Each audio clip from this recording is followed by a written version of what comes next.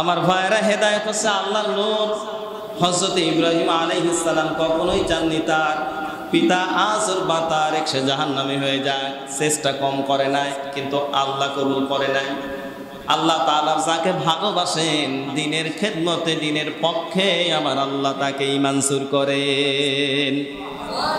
সকলকে আল্লাহ তাআলা কবুল করে না। এই যে কোরআন শুনতে বসছেন, এলাকার ভিতরে লোককে এইগুলো, কিন্তু আল্লাহ তাআলা আপনাদেরকে মনোনীত করেছেন, আপনাদেরকে যাচাই করেছেন, বাছাই করেছেন জান্নাতের জন্য। সুবহানাল্লাহ। কিসের জন্য? জান্নাতের জন্য। অনেক লোক থাকবে কিন্তু আল্লাহ সকলকে যাচাই করবে না। আল্লাহ তাআলা সেই ব্যাপারে ইঙ্গিত করে কোরআনে কারিমে বললেন, কুনতুম খায়রা উম্মাতিন উখরিজাত লিন-নাস তা'মুরুনা বিল মা'রুফি ওয়া তানহাউনা 'আনিল মুনকার ওয়া তু'মিনুনা বিল্লাহ। আল্লাহ বলছেন, তোমরাই উত্তম জাতি, যা অনেক জাতির মধ্যে তোমাদেরকে বের করা হয়েছে, অনেক মানুষের মধ্যে তোমাদেরকে যাচাই এবং বাছাই করে বের করা হয়েছে।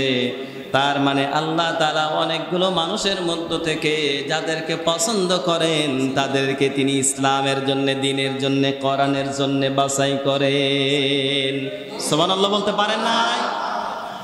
আমার ভাইরা, এরপরে আমার আল্লাহ সুন্দরভাবে নসিহত শোনাচ্ছেন।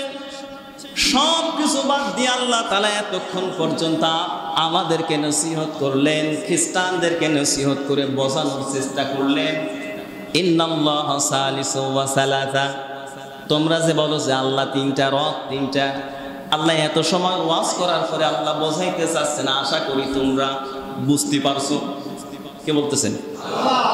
আল্লাহ ইনডাইরেক্টলি এই কথা বলতে চাচ্ছেন যে এই যে যুক্তি টুক্তি দিয়ে বোঝালাম যে রব তো খাই না, রব তো ঘুমাই না, ঈসা তো খায়, মারিয়ম তো খায়, পানও করে, ঘুমায়, তাদের মৃত্যু হবে, সুতরাং তোমরা তাদেরকে রব মানো কেমনি? আশা করা যাচ্ছে তোমরা আমার এই কথাগুলো বোঝার পরে তোমাদের ভিতরে যে ভুল ধারণা ছিল এটা ভেঙে যাবে। আল্লাহ তাআলা এটা ইনডাইরেক্টলি আমাদেরকে বোঝাইতে যাচ্ছে। এইবার আল্লাহ তাআলা বলছেন সব বাদ দিয়ে আমি আল্লাহর ইবাদত করো। সেই ইবাদতের দিকে আল্লাহ তাআলা এবার ডাকতেছেন। আল্লাহ রাব্বুল আলামিন বলছেন, উল আতা'বুদুনা মিন দুনিল্লাহি মা লা ইয়ামলিকু লাকুম দাররাও ওয়া লা নাফআ ওয়াল্লাহু হুয়াস সামিউল আলিম। আল্লাহ তাআলা নবীকে ডাক দিয়ে বলছেন, ও নবী, কুল আতা'বুদুনা মিন দুনিল্লাহ, আপনি কি আমি আল্লাহকে বাদ দিয়ে আর অন্য কারোর ইবাদত করতে যাচ্ছেন নাকি?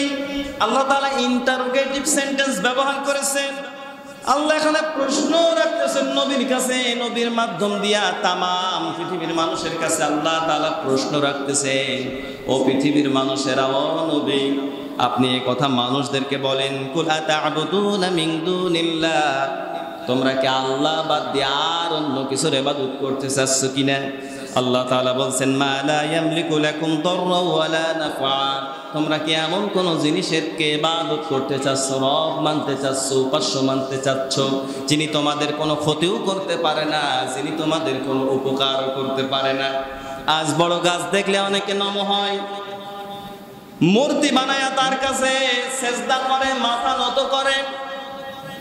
এরপরে অনেক কিছু দেখলে, সাপ দেখলে তারা নিজের মাথাটা নোয়ায় দেয়। অথচ আল্লাহ বলতেছেন, লা ইয়ামলিকু লাকুম দাররাও ওয়া লা নাফআ, তোমরা কি এমন কারোর ইবাদত করতে চাচ্ছ যারা তোমাদের ক্ষতিও করতে পারে না, যারা তোমাদের উপকারও করতে পারে না? আজ পৃথিবীতে অনেক মানুষ আছে এরকম জড় পদার্থের তারা ইবাদত করে, রব মানে। আছে না নেই? আছে না? আমার ভাইরা, তারা এক একটা প্রতিমা তৈরি করেছে, এক একটা নাম দিয়েছে। আসলে কি আর বলবো, ইমানদারের জন্য হওয়ার জন্য কিছু শর্ত আছে। ওই যে আমরা ছোটবেলায় পড়েছিলাম, আমানতু বিল্লাহি কামা হুয়া বিআসমাইহি ওয়া সিফাতিহি ওয়া ক্বাবিলতু জামিআ আহকামিহি ওয়া আরকানিহি। মুখস্থ আছে না অনেকে? এটাকে ইমানে মুজমাল বলা হয়। ইমানে মুজমাল সংক্ষিপ্ত কয়েকটা বিষয়, ফান্ডামেন্টাল কয়েকটা বিষয়ের উপরে স্বীকৃতি দিয়ে আমরা ঈমান এনেছিলাম। ওই সময় কি বলেছিলাম আমরা বুঝি না, এখন বুঝি। ছোটবেলায় যখন কায়দা পড়েছে তখন পড়েছিলাম আমানতু বিল্লাহি কামা হুয়া। আল্লাহ বলছেন ঈমান আনো এইভাবে। আমরাও বলেছিলাম আমানতু বিল্লাহ, আমরা ওই আল্লাহর প্রতি ঈমান আনতেছি কামা হুয়া, যার অস্তিত্ব আছে। আল্লাহর অস্তিত্ব আছে না নেই? শুধু এতটুকু না, বিআসমাইহি, আল্লাহ বলছেন ওই আল্লাহর প্রতি ঈমান আনো যার নাম আছে। আমরা জানি আমার আল্লাহর নাম রাজ্জাক, আমার আল্লাহর নাম কাহার, আল্লাহর নাম জব্বার, আল্লাহর নাম মতিন। আল্লাহ অন্তত পক্ষে ৯৯টা নাম আছে। আল্লাহ বলছেন ফাদউহু বিহা, তোমাদের যে নাম ধরে ইচ্ছা আমি আল্লাহর সে নাম ধরে ডাকো। সরে বলেন সুবহানাল্লাহ। তবে শর্ত হচ্ছে ওয়াদারুল্লাযীনা ইউলহিদুনা ফি আসমাইহি সায়ুসজাউনা মা কানু ইয়ামালুন। কোরআনে কারীমের সূরা আরাফ ৯ নম্বর পারা ১৩ নম্বর পৃষ্ঠার ৫ নম্বর লাইনের ১৮০ নম্বর আয়াতের মাঝের থেকে তিলাওয়াত করেছি। আল্লাহ তাআলা বলছেন খবরদার আমি আল্লাহরে যখন ডাকবা আমার নামকে বিকৃতি করে, এলহাদ করে, নামকে বাঁকায় ব্যঙ্গ করে ডাকবা না। আজ পৃথিবীতে অনেক দরবার আছে, ওরা আল্লাহর নামের জিকির যখন করে মনে হয় হাঁপানির রোগীর হাঁপ বেড়েছে, আছে।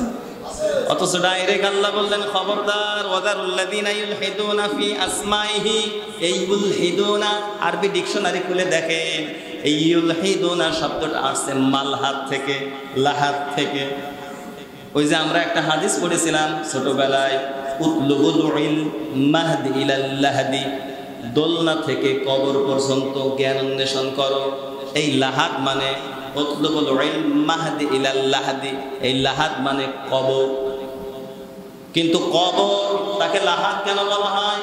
কারণ আমাদের এলাকায় যে ধরনের কবর দেয় এর ব্যতিক্রম ধর্মী আবার একটা কবর আছে, যেটাকে আমরা খন্দক কবর বলি।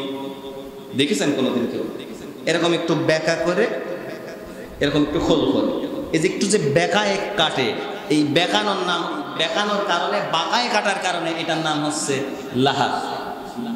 হ্যাঁ হ্যাঁ, লাহাদ অর্থাৎ বেঁকায় কাটে। তার মানে ওই লাহাদ থেকে শব্দটা আসছে ওয়াদারুল্লাযীনা ইউলহিদুনা। আল্লাহ বলছে যখন আল্লাহরে ডাকবা আল্লাহর নামকে বাঁকায় তাড়ায় ব্যঙ্গ করে উল্টা পাল্টা করে খবরদার আমি আল্লাহরে ডাকবা না। সুবহানাল্লাহ পড়ে। সম্মানিত ভাইরা, আল্লাহ রাব্বুল আলামিন সেই কথা আমাদেরকে শিক্ষা দিচ্ছেন। আমরা ছোটবেলায় ওইটাই পড়েছি আমানতু বিল্লাহি কামা হুয়া। আমরা ওই আল্লাহর প্রতি ঈমান আনতেছি যার অস্তিত্ব আছে, বিআসমাইহি যার নাম আছে, ওয়া সিফাতিহি শুধু নাম না, আমার আল্লাহর নামের গুণও আছে, আছে না? অথচ পৃথিবীতে যারা অন্যকে রব মেনে নিয়েছে, উপরের থেকে মিলান, আপনি যদি শর্তগুলো মিলান, রব হওয়ার শর্ত ওদের সঙ্গে কয়েকটা মেলবে। যেমন আমানতু বিল্লাহি কামা হুয়া, আমার আল্লাহর অস্তিত্ব আছে। এখন হিন্দুরাও বলতে পারে যে আমরা যে ভগবান মেনে নিয়েছি, আমরা যে মূর্তি, আমরা যে উপাস্য মেনে নিয়েছি, এদেরও তো অস্তিত্ব আছে। এই যে এগুলো তুলেছে, এগুলো তো অস্তিত্ব আছে। কি অস্তিত্ব আছে না? অস্তিত্ব আছে। এরপরে ২ নাম্বার স্টেপে যান, কামা হুয়া বিআসমাইহি। এরপরে আমরা পড়তেছি আমরা ওই আল্লাহর প্রতি ঈমান আনলাম, শুধুমাত্র তার অস্তিত্ব আছে বিষয়টা এমন না, তার নাম আছে। এখন হিন্দুরা যদি বলে যে আমরা যার ইবাদত করি তাদেরও তো নাম আছে, দুর্গা, সরস্বতী, কালী, আছে না? তাহলে তো মিলে গেল। এরপরে ৩ নম্বরে আমরা কি পড়তেছি? বিআসমাইহি ওয়া সিফাতিহি। শুধু নামই না, আল্লাহ পাক বলেন আমি যে নাম নিয়েছি আমার প্রত্যেকটা নামের গুণও আছে। অথচ হিন্দুদের দেবতারা এক একটা নাম নিয়ে রেখে দিয়েছে কালী।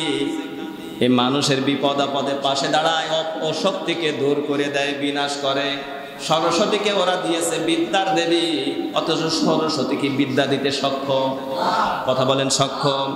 অথচ আমানতু বিল্লাহি কামা হুয়া, আমরা ওই আল্লাহর প্রতি ঈমান এনেছি, বি আসমাইহি, যার নাম আছে, ওয়া সিফাতিহি, যার গুণ আছে, যার অস্তিত্ব আছে, যার নামও আছে, গুণও আছে। জোরে বলেন সুবহানাল্লাহ। আমার আল্লাহর নাম রাজ্জাক। পৃথিবীতে রাজ্জাক নামের কার্যকারিতা আমরা দেখতে পাই। কোরআনে কারীম জানিয়েছে, ওয়ামা মিন দাব্বাতিন ফিল আরদি ইল্লা আলাল্লাহি রিজকুহা ওয়া ইয়ালামু মুস্তাকাররাহা ওয়া মুস্তাওদাআহা কুল্লুম ফি কিতাবিম মুবিন। জোরে বলেন আল্লাহু আকবার। কোরআনে কারীমের সূরা হুদ 12 নম্বর পারা 1 নম্বর পৃষ্ঠার 1 নম্বর লাইনের 6 নম্বর আয়াত। এটা আল্লাহ পাক বলেন, পৃথিবীতে বিচরণশীল যত প্রাণী আছে, গর্তের পিপীলিকা থেকে সমুদ্রের মৎস্য পর্যন্ত সকলের মুখে খাবার পৌঁছে দেওয়ার দায়িত্ব আমি আল্লাহর।